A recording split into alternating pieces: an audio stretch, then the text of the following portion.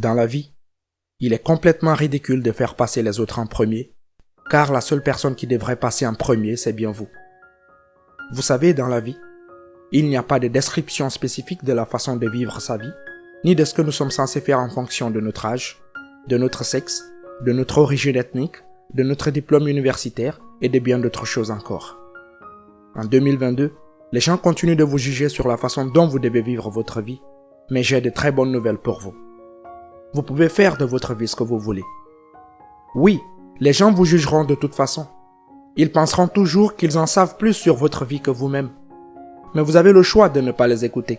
Vous avez le choix d'avoir votre propre jugement sur votre vie. Vous avez le choix de suivre les conseils qui, selon vous, joueront en votre faveur. Mais ce n'est pas tout. Ne laissez pas les autres entrer dans votre tête. Ne laissez pas les autres vous persuader de penser que vous êtes censé choisir tel ou tel emploi. Vous êtes censé sortir avec telle ou telle personne, ou avoir tel ou tel look, ou vivre dans tel ou tel pays. Ne laissez personne vous persuader que vous devriez vous marier à un certain âge.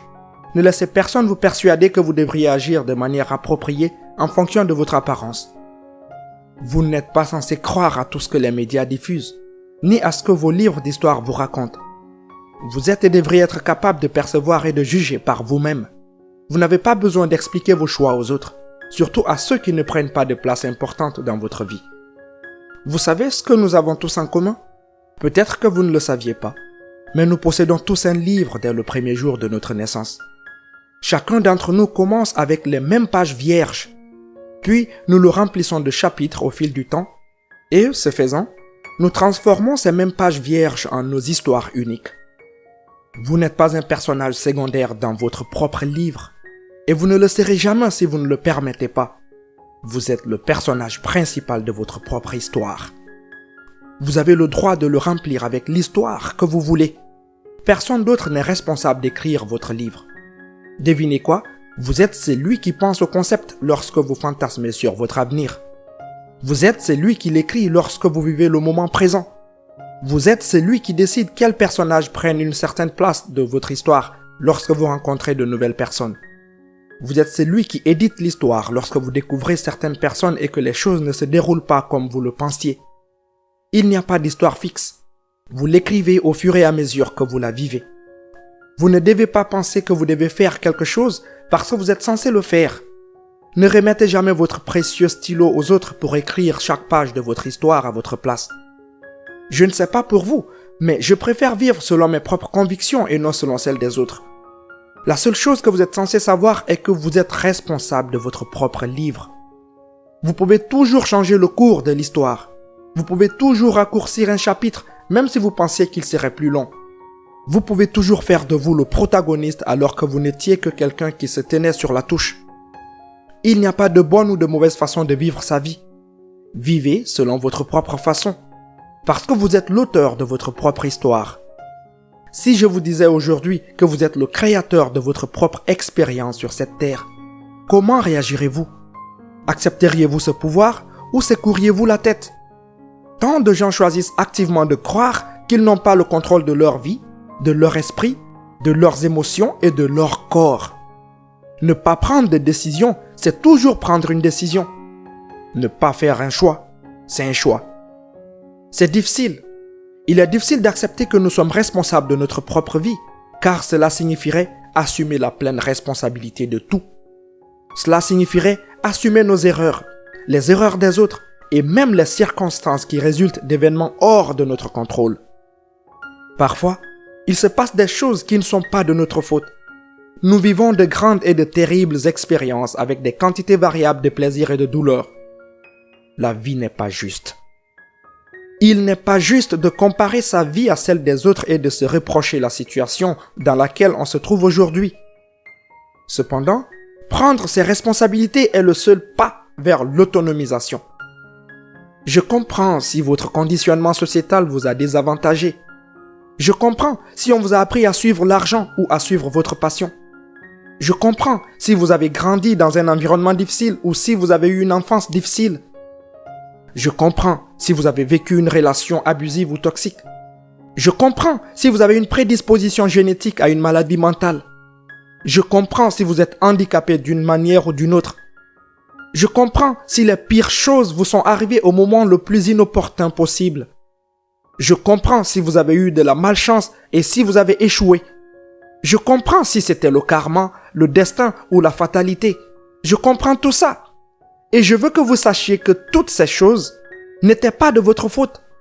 Mais quelles sont maintenant votre responsabilité face à ces choses? Pour être vraiment autonome, vous devez accepter que si vous ne pouvez pas contrôler les facteurs externes, vous êtes le seul créateur de votre réalité interne. Lorsqu'une personne subit des échecs et des événements indésirables de façon répétée, elle développe une condition connue sous le nom d'impuissance apprise. L'impuissance apprise est la perte de confiance en ses capacités à réussir suite à des échecs répétés. En quelques mots, si vous répétez à quelqu'un qu'il n'y arrivera pas, il finira par y croire et laissera tomber avant même d'avoir essayé. L'individu devient résigné et il subit la situation sans vouloir en changer le déroulement. Ce type de traumatisme peut scientifiquement récabler le cerveau pour altérer les connexions synaptiques entre les cellules, engendrant un état d'anxiété et de dépression. Ces personnes entrent dans un état de choc et se réfugient dans un mécanisme de lutte et de fuite. Elles supposent qu'elles ne sont pas assez fortes ou bonnes pour se sortir de la situation. Pire encore, certains d'entre eux ne reconnaissent même pas ce qu'ils vivent et c'est pourquoi ils ne demandent pas d'aide. Cette spirale descendante aggrave la situation en aspirant les victimes dans un vortex et en les entraînant plus profondément dans un bourbier de confusion, d'isolement et d'impuissance. Réfléchissez-y un instant. Pourquoi un éléphant grand, fort et apprivoisé reste-t-il enchaîné à son poteau? Parce que lorsqu'il était un enfant sans défense et vulnérable, il a été battu jusqu'à la soumission. On lui a appris qu'il ne pouvait pas échapper au traumatisme et aux abus. Et il a fini par ne plus résister. Il devient un éléphant puissant, mais son esprit reste coincé dans son petit monde de possibilités. Appliquez maintenant cette analogie à votre propre vie. En tant qu'adulte, vivez-vous encore dans l'état d'esprit de cet enfant impuissant et vulnérable? De nombreuses personnes refusent catégoriquement de croire à l'idée selon laquelle elles peuvent choisir la façon dont elles réagissent aux situations. Vous pouvez être différent de ces personnes. Sachez que vous pouvez choisir de croire que vous êtes si puissant que vous pouvez transformer votre réalité à tout moment.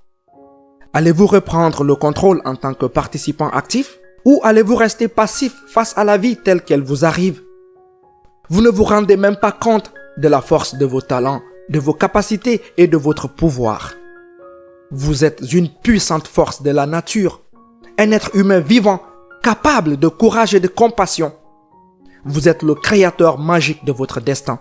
Vous ne pouvez peut-être pas contrôler ce qui se passe, mais vous pouvez contrôler qui vous choisissez d'être à chaque étape de votre vie. Votre liberté, vous pouvez la donner et la reprendre. Que choisirez-vous? Pour ne rien rater de nos prochains épisodes, n'oubliez pas de vous abonner à la chaîne et d'activer la cloche de notification. Si vous avez aimé cette vidéo, partagez-la avec vos proches, likez la vidéo et commentez.